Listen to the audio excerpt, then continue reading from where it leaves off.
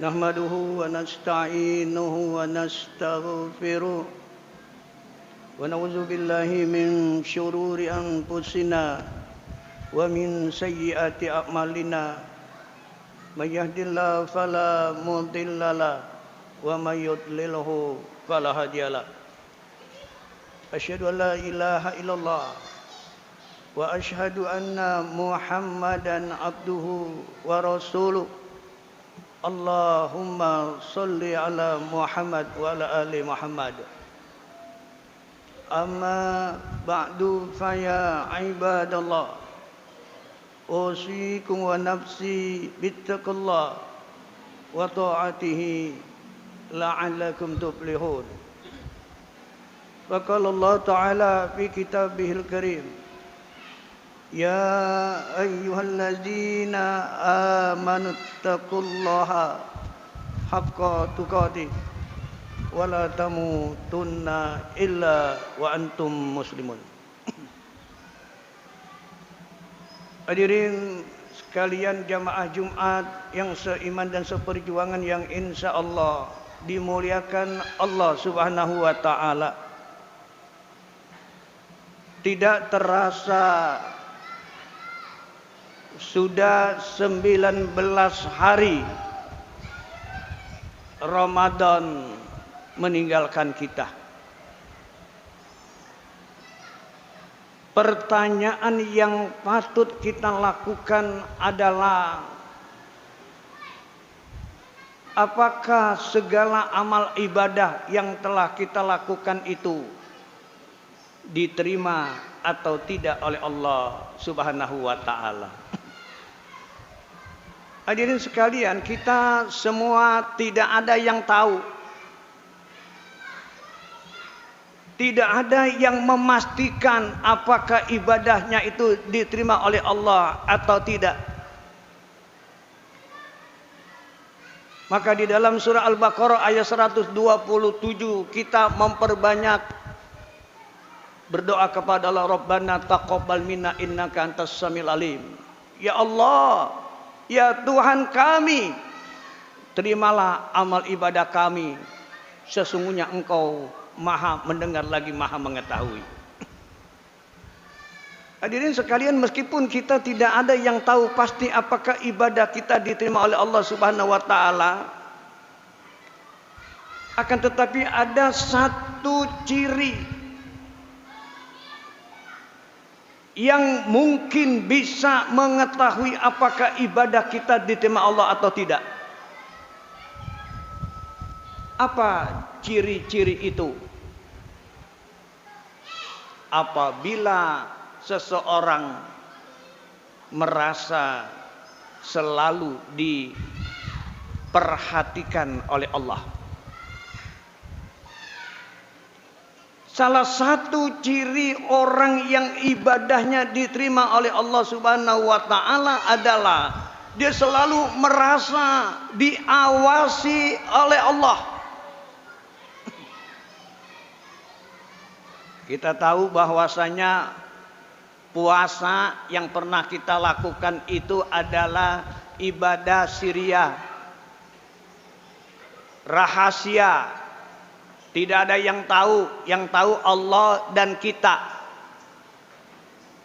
Makanya kalau misalkan ada orang yang berpuasa di tempat yang jauh, di tempat yang gelap, di dalam kamar, kalau dia ingin membatalkan puasanya, kalau dia ingin makan, dia minum, mungkin banyak orang yang tidak tahu.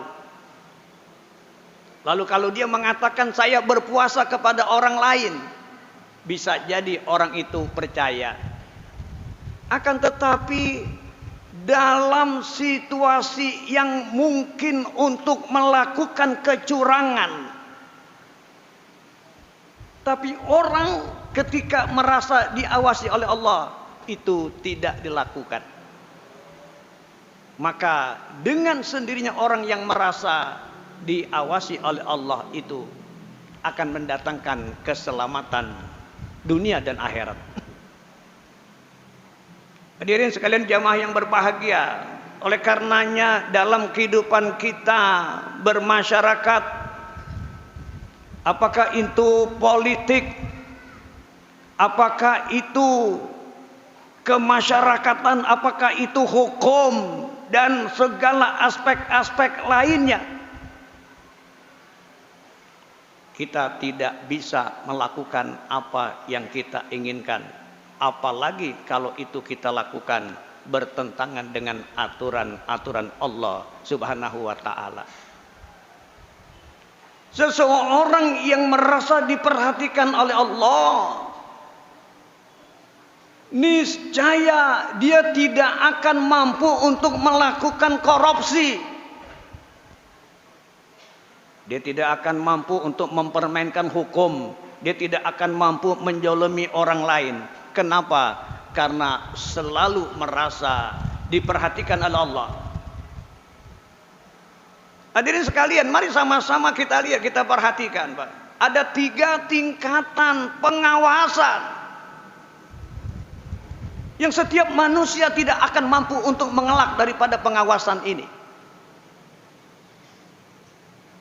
Kalau orang mengaku saya pahlawan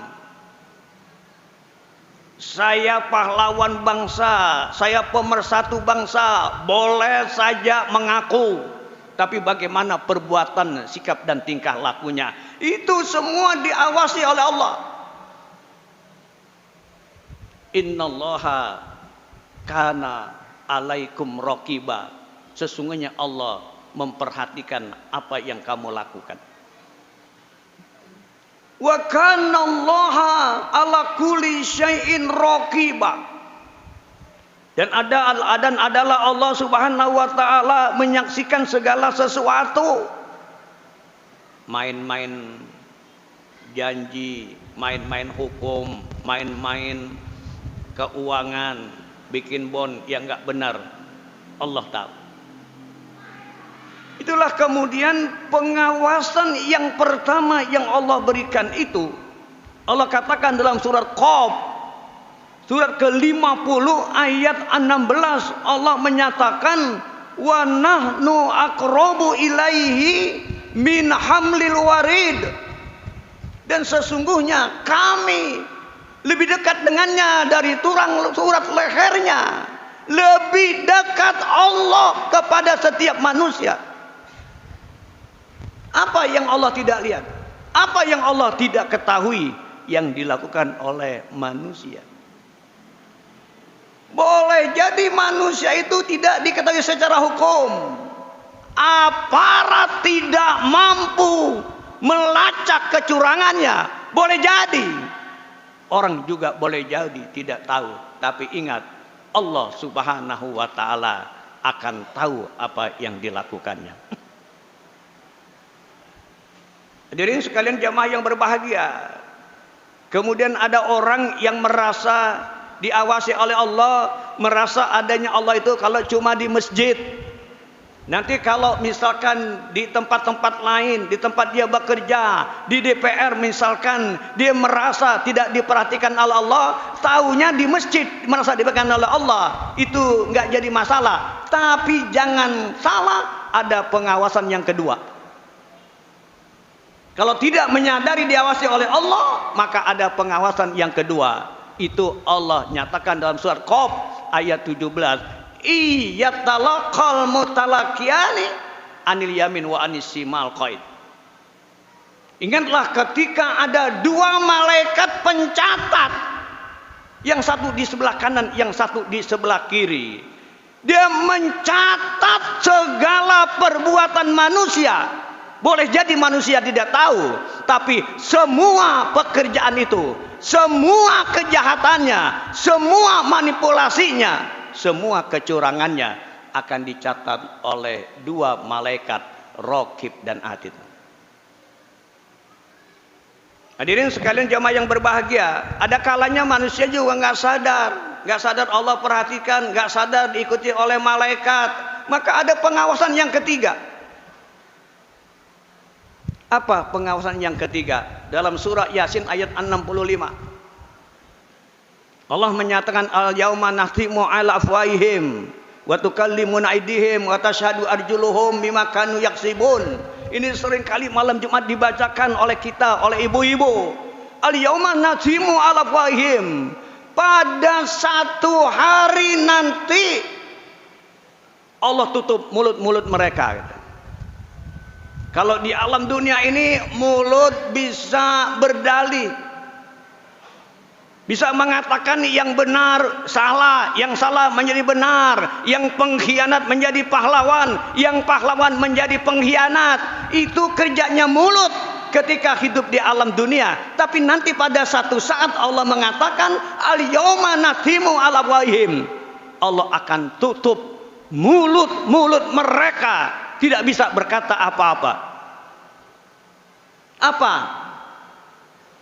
Allah berikan kesempatan tangan-tangan mereka itu berkata. Tangan-tangan ini akan mengaku, akan bercerita atas apa yang dia lakukan. Saya waktu hidup di alam dunia ini pernah pukul orang sembarangan, pernah tembak orang sembarangan, pernah membunuh. Boleh bebas di alam dunia, tapi nanti di alam akhirat tangan ini berkata dengan izin Allah. Lalu apa yang terjadi ketika tangan berbicara? Kaki-kaki kita menjadi saksi. Wa tukallimu aydihim wa tashhadu arjuluhum bima kadu yaksibun. Dia akan menjadi saksi atas apa yang kita lakukan. Hadirin sekalian jamaah yang berbahagia, untuk itulah Rasulullah mengatakan ittaqillaha haitsu makunta. Tanamkan rasa takut kamu kepada Allah dimanapun kamu berada. Ada satu kisah yang menarik yang seringkali diulangi oleh para ustadz-ustadz yang terjadi pada seorang anak gembala, Pak. Anak gembala, orang dusun, enggak titelnya, enggak punya, pendidikannya kecil, orang miskin, bukan pejabat. Orang ngembala kambing bertemu dengan Khalifah Umar Ibn Khattab yang ketika itu menjadi presiden. Umar Ibn Khattab ketika itu menguji anak ini. Hai gembala, bolehkah saya membeli satu kambing kamu? Kambing yang begitu banyak. Kata anak gembala, ya Tuan, mohon maaf, saya tidak bisa menjualnya. Penasaran sahabat Umar Ibn Khattab, kenapa enggak mau menjualnya? Karena ini Tuan, bukan kambing saya Tuan.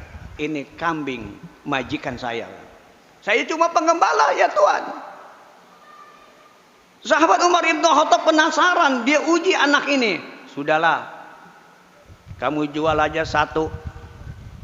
Dengan kamu jual satu kambing, kamu dapat uang yang banyak dalam waktu singkat. Lalu kamu katakan kepada majikan kamu bahwa kambing ini diterkam oleh serigala. Saya yakin dengan seyakin-yakinnya majikan kamu akan percaya. Majikan kamu tidak tahu apa yang kamu lakukan. Dengan mudah, dengan singkat, kamu mendapatkan harta yang cukup banyak. Hadirin sekalian jamaah yang berbahagia, apa kata si anak gembala nih? Orang kampung, orang dusun.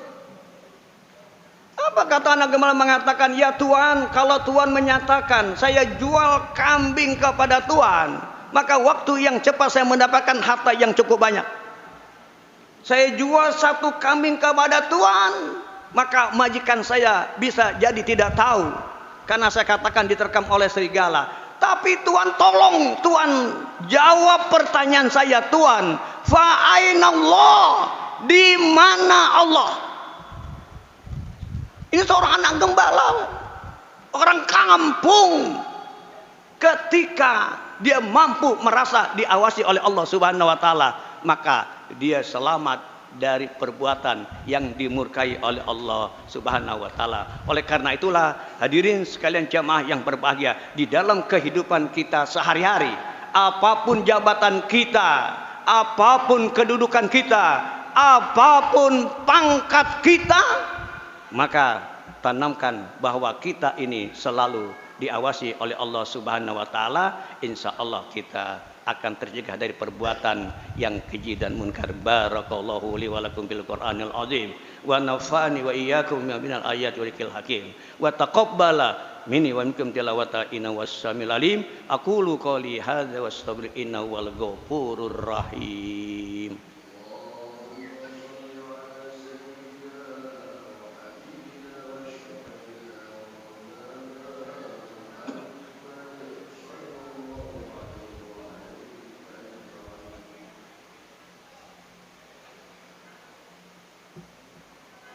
Alhamdulillahirabbil alamin wa bihi nasta'inu ala umuri dunya waddin. Asyhadu an la ilaha illallah wa asyhadu anna Muhammadan abduhu wa rasuluh. Allahumma shalli ala Muhammad wa ala ali Muhammad amma ba'du. Hadirin sekalian, di dalam surah An-Nahl surat yang ke-16 ayat 92 Allah mengingatkan kepada orang-orang yang beriman, mengingatkan kepada kita semua, wala takunu kalladina ghadat ajlaha min ba'di quwwatin ankasa. Janganlah kamu seperti perempuan yang mencerai beraikan kembali benang yang telah dipintanya dengan kuat sehingga menjadi bercerai-berai. Hadirin sekalian jamaah yang berbahagia, di dalam bulan suci Ramadan kita sudah melaksanakan berbagai macam rangkaian ibadah. Bagus, rapi. Sekarang pertanyaannya, apakah setelah itu udah bagus akan dicerai-beraikan? Masihkah kita melaksanakan sholat berjamaah di masjid? Masihkah kita mendawamkan membaca Al-Quran? Masihkah kita melaksanakan sholat malam? Masihkah kita berinaya bil mustad'afin? Memberi, memperhatikan kepada saudara-saudara kita yang tidak mampu, yang memang perlu dibantu, bukan cuma di dalam bulan suci Ramadan saja. Lalu mampukah kita menjaga lisan kita, menjaga telinga kita, menjaga pendengaran kita dari perbuatan yang akan mengundang murkanya Allah Subhanahu wa taala. Jangan kita cerai beraikan kembali ibadah yang telah kita laksanakan dalam bulan suci Ramadan itu, sehingga Ramadan hilang juga ibadah kita menjadi hilang. Itu jangan sampai terjadi. Maka apapun yang kita lakukan dalam bulan suci Ramadan, kita ikuti di bulan-bulan yang lainnya. Innallaha wa malaikatahu yusholluna 'alan nabi ya ayyuhallazina amanu shallu alaihi wa sallimu taslima. Allahumma shalli ala Muhammad wa ala ali Muhammad kama shallaita ala Ibrahim wa ala ali Ibrahim wa barik ala Muhammad wa ala ali Muhammad kama barakta ala Ibrahim wa ala ali Ibrahim fil alamin innaka Hamidum Majid. Allahumma fir lil muslimin wal muslimat wal mu'minin wal mu'minat al ahya'i minhum amwat bi rahmatika ya arhamar rahimin. Allahumma a'izzal Islam wal muslimin wa ahlikil kafaral musyrikin wa la taj'al munafiqin zalimin. Allahumma alif baina qulubil mu'minin wa farij jamatul kubil musyrikin binayatika wa rahmatika ya arhamar rahimin. Rabbana fir lana wa liwalidayna warhamhuma kama rabbayana shighara. Rabbana hab lana min azwajina wa dzurriyyatina qurrata a'yun waj'alna lil muttaqina imama. Rabbana atina fid dunya hasanah wa fil akhirati hasanah wa qina azabannar. Ibadallah, innallaha ya'muru bil 'adli wal ihsani wa ita'i dzil qurba wa yanha 'anil fahsya'i wal munkari wal baghi ya'idukum la'allakum tadhakkarun wa dzikrullahi akbar.